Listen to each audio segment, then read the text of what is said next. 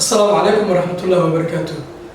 أصحابي هدي أتكون بنيت فهمك تينسيا لغة إنجليزية أما جرامر كقيبيس أو كالدول هل كأتكبرين كرتين والسلطيج وحن الديار إن لنا هاي إن أنا نمرنا تينسيا جرامر كلغة إنجليزية كقيبيس كالدول وحبنا قاعدين إن مدة سنة أن كوبرنا إنت بدن باهي هذا اللغة إنجليزية haddii aan wax ka bilowno halka aan ka geli doono ama teenisiyada iyo sidaan u bilaabi doono waa sidaan ognahay luqadda ingiliishka waxaa la yidhahdaa waa luqad SVO ah waxaa la yidhahdaa English is a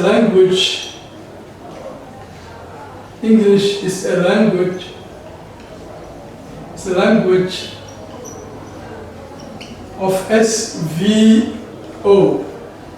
luqadda ingiliishka waa luqad structure ahaan ama qaab ahaan u dhisan SVO. SVO waxaa la yidhahdaa subject iyo verb iyo object. waa sharxi doonaa falsameeye subjectiga, verbka oo falki ah iyo objectiga oo ah fal lagu sameeye ama wax loo yaqaano English hadii la yidhaahdo receiver of the action. waa subjectiga, doer of the action, falka cidda sameynaysay, verbka oo ah falkii iyo object oo ah receiver of the action cidda falka lagu sameynay. saddex qaybood ay ku base gareysan tahay. so waxaa la yidhahdaa English is a language of SVO.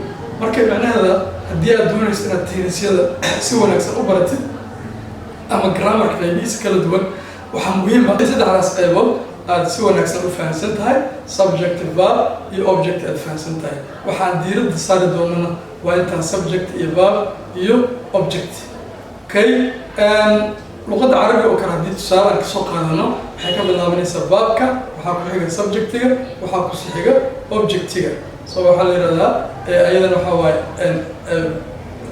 Arabic is a language waxay noqonaysaa of VSO. marka verbka ka bilaabanaysa waxaa ka bilaabataa ficilka, faacilka ku xiga, mafcuulka ku xiga. waa carabiga marka la yidhaahdo.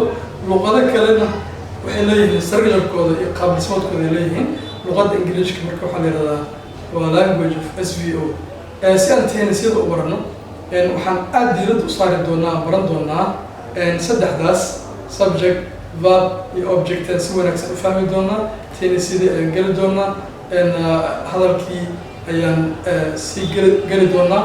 luqadda ingiliishkana waxaan ka qaadan doonaa book la yidhaahdo Unique Spoken English oo book caan ah oo casharo aad u muhiima ay ku yaalaan.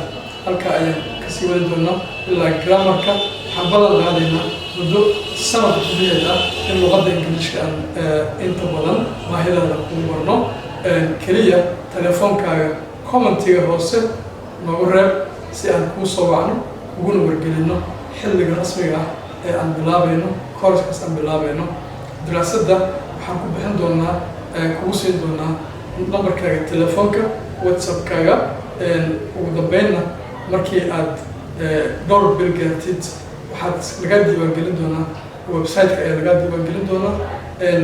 su-aalaha ku saabsan luqadda ingiliishka waxaad kala socon doontaa website-ka, waad kasoo shaqeyn doontaa, waadna soo diri doontaa. Somteach wuxuu leeyahay website online ah oo aad iyo aad ugu wanaagsan inaad casharada kala socotid.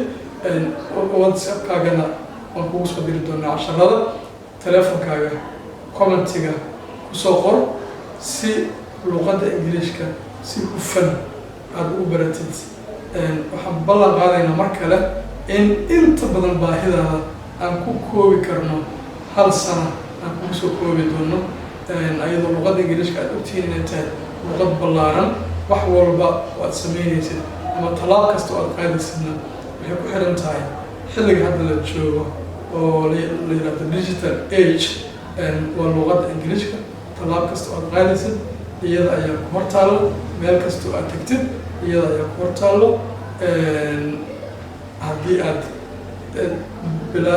imtixaan international la galaysid iyo haddii imtixaan jaamacadeed aad galaysid iyo imtixaan school hoose dhexe sare aad galaysid iyo haddii aad gelaysa imtixaan gaar ah waxaa ku hor yaallo waa luqadda ingiliishka waxaan diyaar u nahay inaan kaa qabtirno luqadda ingiliishka insha allah fadlan teleefonkaaga noo reeb waan seef garayn doonaa waana kula soo socodsiin doonaa xilliga rasmiga ah ee casharada aad la soconaysid.